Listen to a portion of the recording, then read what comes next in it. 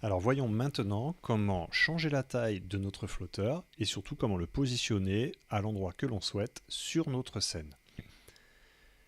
Déjà, dans un premier temps, pour programmer un objet, il faut bien veiller à ce que le petit dessin qui soit représenté ici soit celui de notre objet. Nous allons dans un premier temps décider ce qui va permettre au programme de démarrer. Dans le menu Événements, je vais utiliser la fonction qui s'appelle lorsque vous cliquez sur le drapeau vert. Le drapeau vert est le petit drapeau qui est ici et que l'on utilisera à chaque fois qu'on veut démarrer un programme. Qu'est-ce que je veux lorsque l'on clique sur le drapeau vert? Eh bien déjà, je veux que mon lutin soit représenté 2 fois plus petit. Je vais dans le menu Apparence.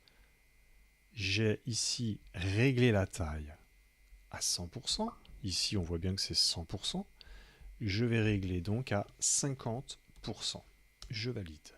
Si je teste mon programme, je me rends compte que mon lutin a été diminué de taille par 2.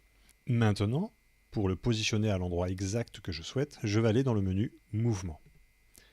Je choisis la fonction aléa, x égale y égale, et pour donner l'impression que mon flotteur flotte sur le côté gauche de mon écran, je vais le régler à moins 230 et en y à 90 pixels.